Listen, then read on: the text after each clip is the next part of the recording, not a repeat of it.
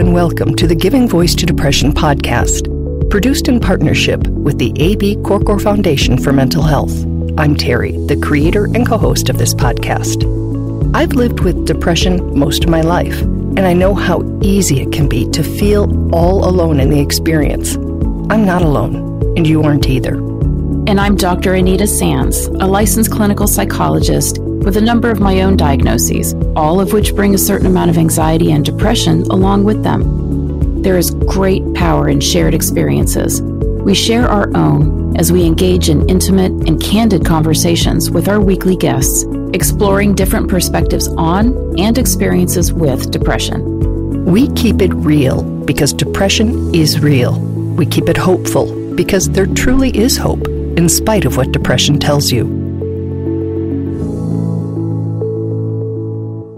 Hello, Anita. Hi, Terry. This is the final episode of our month-long dive into the stigma of mental illness. And we're devoting this time because stigma, or the fear of being judged, shamed, or discriminated against, is one of the main reasons that people who need help and support to manage their mental health conditions don't feel as free and safe telling a friend or calling their doctor as they would if they had any so-called physical illness. Mm-hmm. Today, we're going to focus on doable ways we can all challenge and lessen stigma. Our guest is Juliet Kuehnle. She's a national board-certified counselor and therapist whose work centers on encouraging us to be more genuinely connected to each other and to our deepest selves. In her words, society does not create a lot of room for our baggage, even though we desire to be seen and known. As the needle shifts on this stigma, we need to learn how to embrace the fact that mental health is an integral part of what makes us who we are. Here now is Juliet, giving her voice to depression.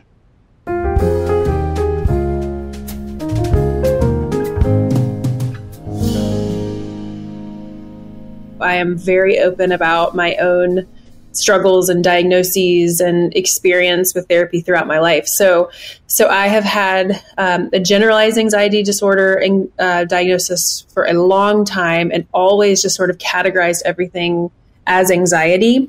And then just a few years ago, a new psychiatrist I started seeing said, I believe you have dysthymia or persistent depressive disorder. And it was very illuminating. Because I was kind of like immediately like, you're right. I've just always labeled things as anxiety and had gotten in this really bad habit of over-identifying everything as anxiety.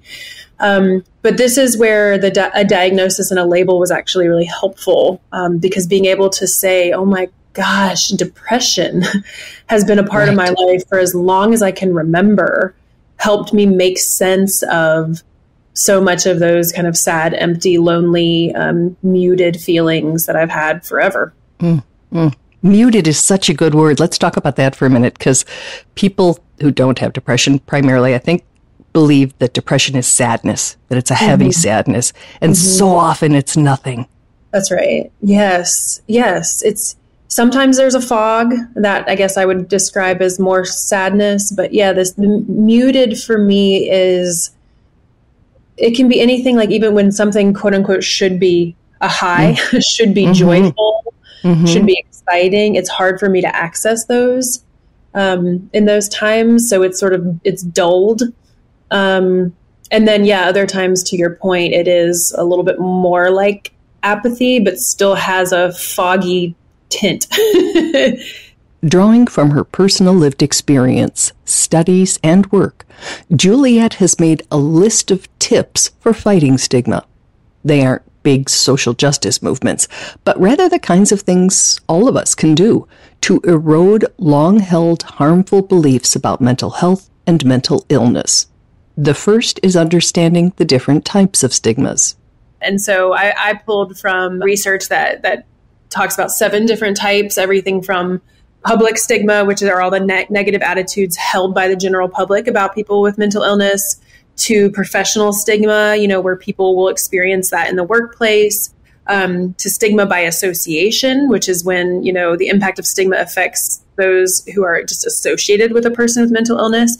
So when we can understand the different types, we can see maybe how we are potentially perpetuating the stigma. We can recognize more easily when it's happening to us or to others so that we can do something about it. So we have to understand how it can show up before we can start shifting that. We and society as a whole also need to understand and tune into the language used around mental health. As Juliet puts it, diagnoses aren't meant to label, but rather they're meant to inform about the duration, severity, and frequency of symptoms, so there can be an understanding approach for treatment. And so it's really important to pay attention to when we're saying things that are pathologizing or inappropriately using diagnoses as adjectives. I see that a lot on social media as an example. People will say, like, don't be so OCD about that. I can do it however I want. And, saying things so casually like that when you don't know if the person actually has an OCD diagnosis. Right. You don't understand the clinical implications of this. It's damaging. It perpetuates stigma. And you think that OCD means that you want everything on your desk in the right place. And if that's all it meant, the people with OCD would be doing cartwheels. Right. It is. Yeah. It just minimizes the entire experience for people who are actually experiencing that clinical diagnosis, whatever it is. I hear it with, everything. And I give a lot of examples of that, just, PTSD, anorexia. I mean, people will just so flippantly, casually talk about these things in a way that's harmful to people who actually experience these illnesses. And I probably at least once a day actually correct people when they say things like commit suicide, for example. Oh, yeah. I think it's part of my duty to educate people around why we don't say that anymore. We say died by suicide and kind of explaining why. And so again, to be the person that awkwardly speaks up to and says, like, this is not what you say, this is what you say instead. Right. It is awkward. But to me, it's absolutely necessary if we're ever going to continue erasing stigma. Juliet's third tip for ending stigma is the one we want to do a deeper dive into today, and that's to practice vulnerability and authenticity, as she did at the beginning of this episode when she shamelessly shared about her diagnoses. To me, that's about if we can't show up and own our stories, share our stories, kind of take those safe risks, appropriate risks of vulnerability and authenticity, then other people can't as well. And so the more that we all can kind of show up and do that, the more permission that we all have overall. And that's the kind of world I want to live in, where conversations like the one you and I are having now, this is incredibly vulnerable and authentic. These are the conversations where there's no room for stigma, where there's no pretending, suppressing, performing, acting. So that's kind of the big takeaway for us as humans is the more that we can actually step into that, then the more we can continue to access that, and the more others will as well. As always, the decision to disclose any personal information about ourselves should be done only when it feels safe and appropriate. Yeah, and it's, I want people to know, like, you have the agency to decide, when you're willing to be that vulnerable. Sure. For me, it's about at least having it as an option for yourself. So maybe there are some people where you're not going to feel emotionally safe enough to do that. But as long as there are other people in your life or other times when you're able to keep it real and be real. I had a guest once who said we're all keeping the same secret from each other. I mean, if I can't say to you, you know what, I can't come, my depression's really bad. When you have depression too. But if we didn't share that, neither one of us would know that, and we'd both be hiding it from each other. Vulnerability begets vulnerability, with the right people. It's it kind of unlocks it for the dynamic or the relationship that you're in, which is what's necessary. It's necessary in the recipe for deep connection. It is a circle. This is what therapists work with clients all the time, is how can we practice dipping our toe into vulnerability if it's not, our go-to language. What does it look like? Because sometimes people think vulnerability is like bearing all. Right. Right. And that's certainly it can be one part of it, but it does not have to look like that. So you get to decide for yourself what dipping your toe in is, what sharing, some little tidbit of something might be, or asking a question differently, or, whatever it might be for you. So that question, what does it look like, is a good one. Juliet spells out 15 vulnerability practices, including some for a very familiar exchange. So this is around like the rote, how are you? I'm good. How are you? Like, it's just this robotic programmed response we all have. Right. But what would it be like to sometimes, again, when you want to be able to pause and check in with yourself, how am I doing? And then answering genuinely. Today, not so great. Let me tell you what I need. Or do you have a minute to listen? And again, that vulnerability is going to beget vulnerability from the other person as well. And I think that, as you say, somebody just might want to hear fine. I'm fine. And they move on. They're not the person to have that conversation with anyway. I have thought that the word really could save a life, right? Because if somebody says fine and you look at them and say, really? Because you seem a little different. You don't seem yourself. Now you really have opened that door. You're saying like, I actually want to hear the real answer and I will make space to listen. So I love that. But lots of times fine's fine because they don't want to hear it anyway and they're not who I'd want to tell. That's right. And again, you have to have the agency to choose. And maybe there's a time when you say to somebody like, do you want the real answer or do you want the quick answer? This is only something that you can really gauge. But are you just going to stand and talk about the weather? Are you going to share, something that's just a little more benign that has no emotional charge to it? Or can you access something that's a little bit more layered? And you'll know sometimes it's just based on a feeling, because vulnerability is typically a feeling. There's a little bit of fear almost connected with it because vulnerability is a risk. But hey, this is a person I trust, I do feel emotionally safe with. And so if I go to this next layer with them, I'm willing to see what happens. I mean, it's our deepest desire as humans, even though for a lot of us, it's our deepest fear too. But our deepest desire is to be seen and known. And so in order to get that, we have to figure out ways that feel safe to give that. Another vulnerability practice on Juliet's list is asking for what we need, which is a hard one for lots of us with depression. It sure is, especially because so much of the self-talk or core beliefs those of us with depression have.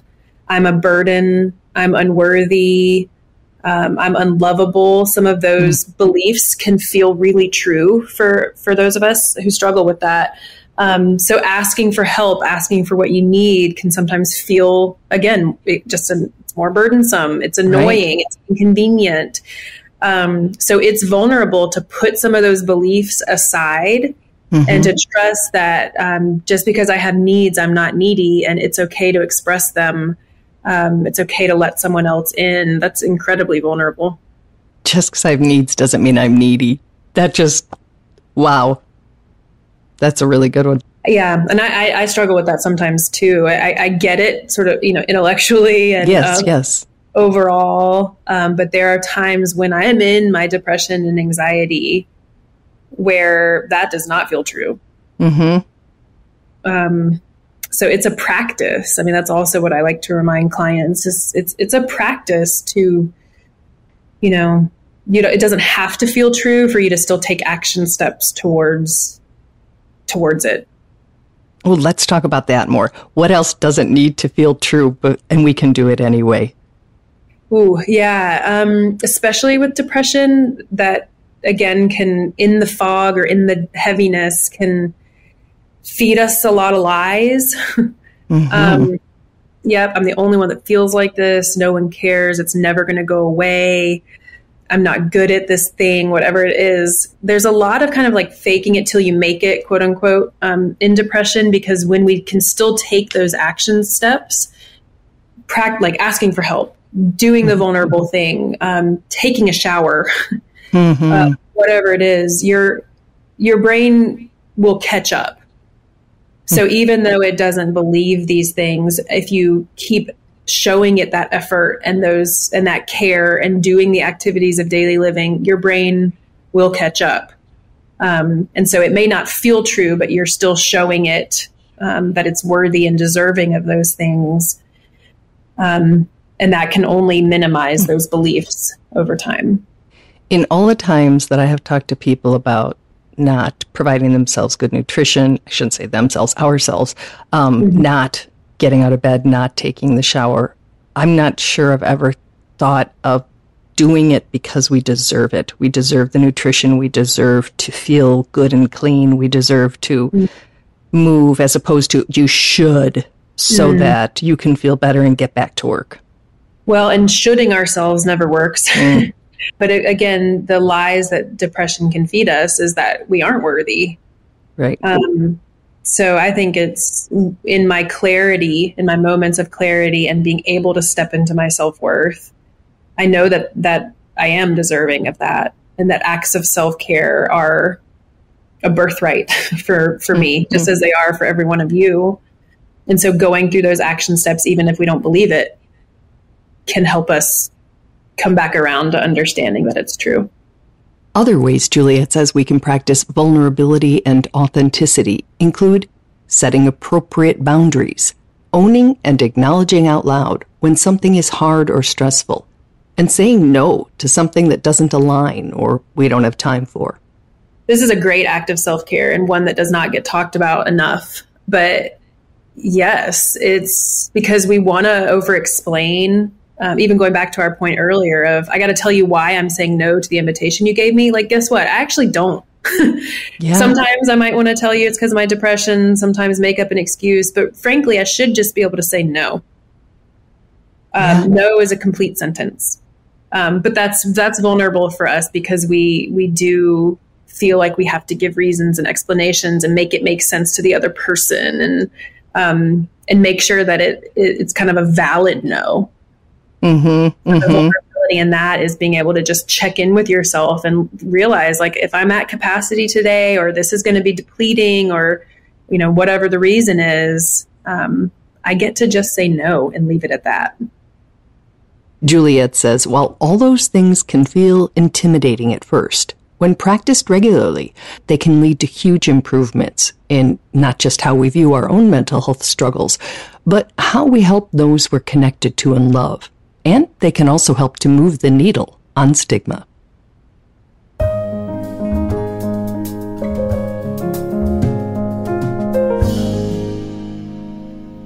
So, Terry, there were 3 things that really stood out to me that Julia mentioned in this interview. One that I know we've said before is that no is a complete sentence, and that ability to say no when you need to instead of saying yes for your own self-care. The other, which I know you reacted to in the interview, was this idea that having needs does not make you needy. Yeah. And how important that is as a concept. And then the final thing that I think is really important, and probably one of the things that people need to remember in their daily lives in terms of self-care, is when she said that if you keep showing up and doing the good things for yourself, your brain will eventually catch up. Yes. And I think that that is so critically important, because our brain is such a simple computer sometimes, and it just gets this idea that I must be worthy of good things in order to give myself good things, in order to take care of myself. So if I don't feel worthy, then I'm not allowed to have those things. It's just a very logical this or that, all or nothing kind of way of looking at it. And so we really do undergo what psychologists call cognitive dissonance if we actually start doing things that are really good for us, or giving ourselves good things when we don't feel worthy. It's like the brain just goes, wait a minute, something's wrong here. And it has to resolve it. It's so dissonant. It has to make this right. If I'm doing good things for myself, it can only mean that I must be worthy of those good things. The brain has to make it right.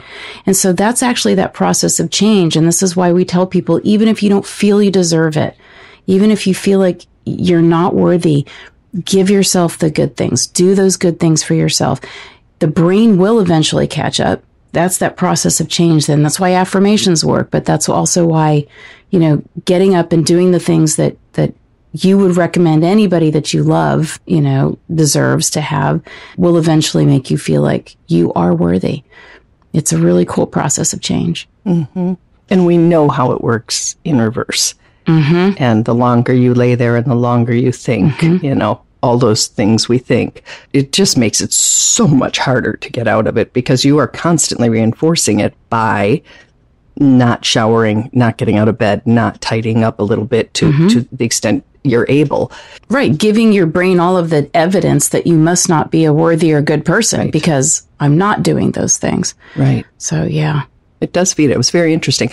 Juliet was also speaking about the language and how using better language, using correct language, using non-stigmatizing language is a step in this.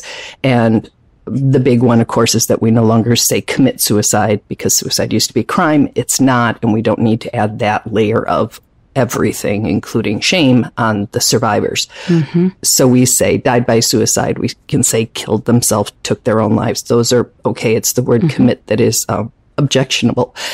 Also, the one that I hear a lot, and I think is worth pointing out, is sort of differentiating between that someone has a mental health condition versus is. Because in a zillion years, not that I've been alive a zillion years, but it feels like it some days, I've never heard anybody say, she's cancer, he's diabetes, right? But you say, oh, he's bipolar, you hear that all the time. And even from people who are really, aware and supportive of, say, the person in their life. It's habit, but that can be changed. That needs to be changed. It is. Yeah. It is. Yeah. So we just say has, right? Has, lives with, battles, whatever verb you want to use other than is, because otherwise we're being defined by our diagnosis. So that was one point. And then there were just the list of things in the book, in Juliet's book, which again is called Who You Calling Crazy. And we focused on the 4th chapter, which was How Do We End Stigma? But she had more on the list of, what did she call them? Practicing vulnerability and authenticity. And I sort of pulled out a couple for the interview. But in addition, owning and acknowledging out loud when something is hard or stressful. Taking risks that may lead to rejection, talking about mistakes you've made, and attempting something new that you might not be great at, like going outside of your comfort zone. And those are not the kind of activities that are normally on a list to fight stigma. I kind of liked learning those subtle shifts that are all toward mental wellness. And the focus being on vulnerability, authenticity, transparency, and again, this whole idea of let's make it safe to be honest and real about what's going on. And to your first point with no meaning no, part of my discussion with Juliet that I did not include in the final cut was, I said, so I could say, no, I can't. I know we made plans, but I can't come out because my depression's bad or because I haven't slept in days. And she said, yes, you can. And it would be good if you felt safe enough to say that. You also don't have to. You don't owe anybody that explanation. So if it's someone with whom you have that level of rapport, you can say, nope, I'm just there. I'm fine. I'm safe, but I'm not social. But to anyone else who it's not safe with, you can just say, yeah, no, I can't do that anymore. So that was a good reminder for me. That's a very good reminder. It's not fair to say yes when you're the person who has to live with the consequences of doing that, if they would be negative to you. So I love that. No is a complete answer. You don't deserve to explain yourself. You're the person who has to live with your choice of saying yes or no. Yep. You get to make the decision. Yep. Love it. Yeah. So we have wrapped up our month-long stigma dive. If anybody's got any comments to make or any examples of how stigma has affected your life, there is that record button on givingvoicetodepression.com, and you can leave us a comment about this series or anything else you want to share with us.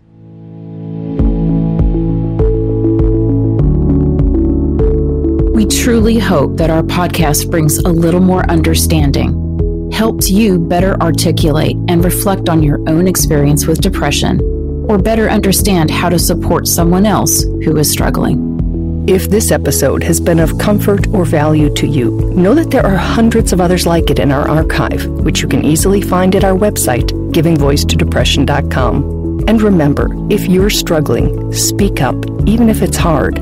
If someone else is struggling, take the time to listen.